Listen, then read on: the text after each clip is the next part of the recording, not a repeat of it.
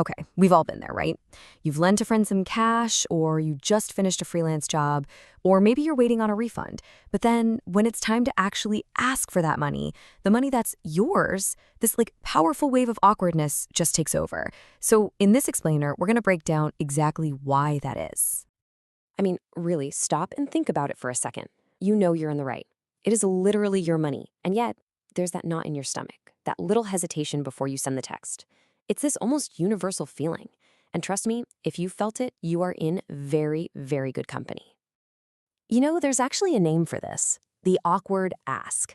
It's that very specific mix of shame and discomfort and just plain old anxiety that shows up when you have to claim what's yours. It feels so personal, doesn't it? Like there's something wrong with you for even feeling this way. But listen, here is the most important thing I'm going to say right up front. This feeling, it is not a personal failing. It is not a sign of weakness.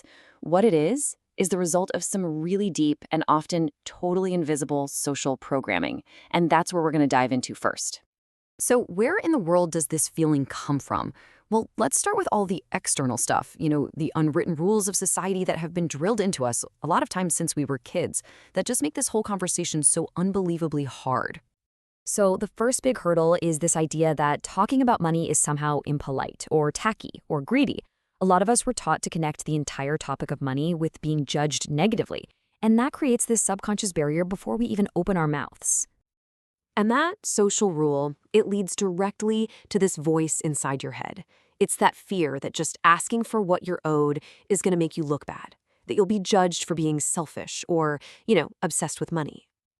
And then, layered right on top of that, is this cultural pressure to be generous and humble and to not bother other people with our problems.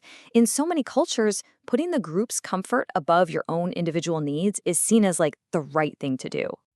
So when you finally have to ask for the money, it can genuinely feel like you're breaking some kind of sacred, unwritten rule.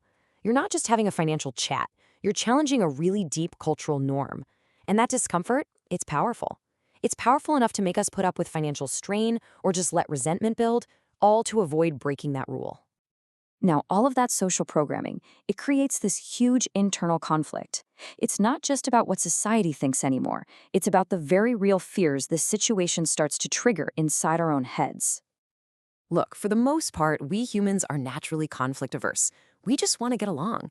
But asking for money feels by its very nature confrontational. We start imagining a negative reaction, which triggers our fight or flight response and just floods us with anxiety. This right here, this is the specific fear that so often paralyzes us. We play out the worst case scenario in our minds, the other person gets all defensive or angry or hurt. And to avoid that potential conflict, we often just choose the path of least resistance, which is saying nothing at all. But here's the crazy irony. Avoiding this one small conflict can lead to a way bigger one later on, where all that unspoken resentment just ends up destroying the relationship anyway. So beyond the fear of an angry blowout, there's the fear of just simple judgment. It's this really powerful social anxiety that comes from imagining what the other person is thinking about you. We become hyper aware of how we're being seen, and we are terrified that it's going to be negative. And our fear of judgment isn't just some vague feeling. Nope. We worry about being branded with very specific, very negative labels, like desperate or greedy or pushy. It's the fear of our entire character being attacked, all for just asking for what's ours.